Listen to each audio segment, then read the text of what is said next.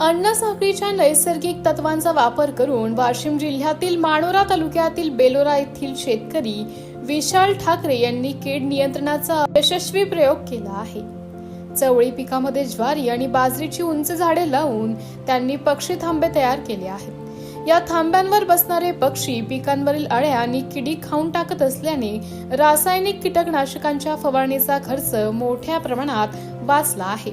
बदलत्या हवामानामुळे शेतीसमोरील आव्हाने वाढत असताना कमी खर्चात अधिक उत्पादन आणि विषमुक्त शेतीचा मार्ग दाखवणारा हा प्रयोग इतर शेतकऱ्यांसाठीही प्रेरणादायी ठरत आहे। माझ्या शेतामध्ये या चवळी पिकामध्ये पक्षी थांब्याचे बाजार पिकाची लागवड केली आहे आणि या बाजार पिकाच्या पक्षी थांब्यापासून माझा 50% फवारणीचा खर्च वाचलेला आहे।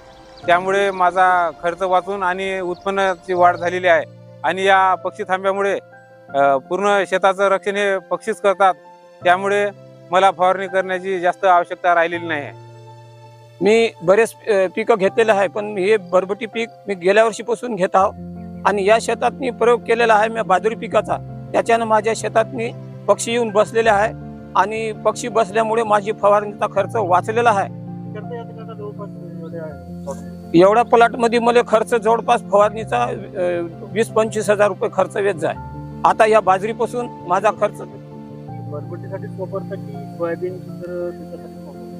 नाही, सोयाबीनसाठी बी वापरतो, इतर पिकासाठी बी वापरतो। चवळीला जास्ती त्रास असते, कारण की ते बरबटीची शेंग आहे, याच्यावर दुसरे पक्षी मिठू हे ते येतात, त्याच्यावर जे अळी आली किंवा काही आली ते येचून खातात। आणि पूर्ण कास्तकाराला माझी विनंती आहे की त्याने हे प्रयोग करावा असं मला असं वाटते। याला साधा खर्च आहे, दुकानातून किराणा बाजारा जरी आणला तुम्ही लावला तरी याचा खर्च काही विशेष जास्ती नाही आहे। कृषी विभागानेही या प्रयोगाचं कौतुक केलं असून शाश्वत शेतीसाठी अशा नैसर्गिक पद्धतीची गरज असल्याचं सांगितलं आहे। आज विशाल ठाकरे राहणार बेलोरा तालुका मानोरा जिल्हा वाशिम या शेतकऱ्यांच्या शेतामध्ये चवळी पिकामध्ये बाजरा पीक हे पक्षी थांबे म्हणून वापरलेले आहेत। यामध्ये मोठ्या प्रमाणावर परिसरातील पक्षी इथे जमतात, आपण पाहत आहोत आजूबाजूला मोठ्या प्रमाणात पक्षी फिरत आहेत।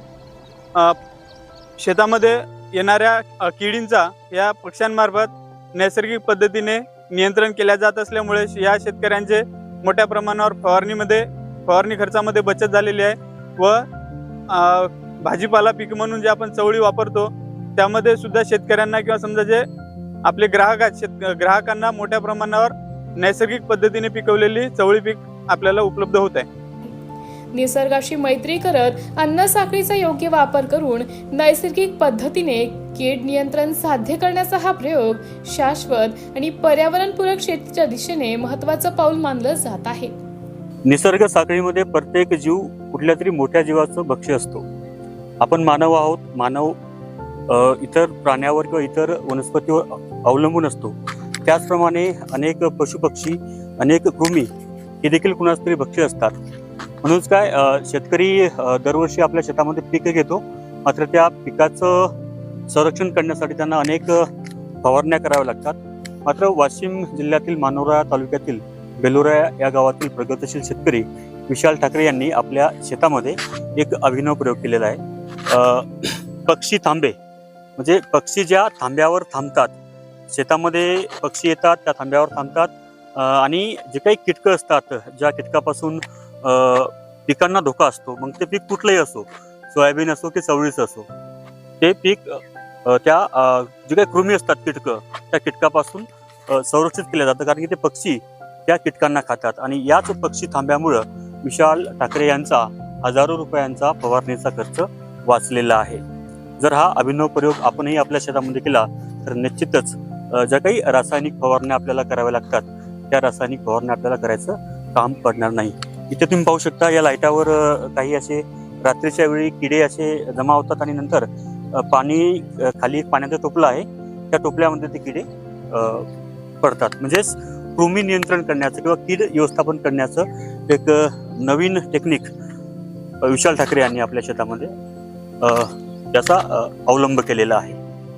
ही माहिती तुम्हाला कशी वाटली यावर आपल्या प्रतिक्रिया आवर्जून नोंदवा। ठीक आहे।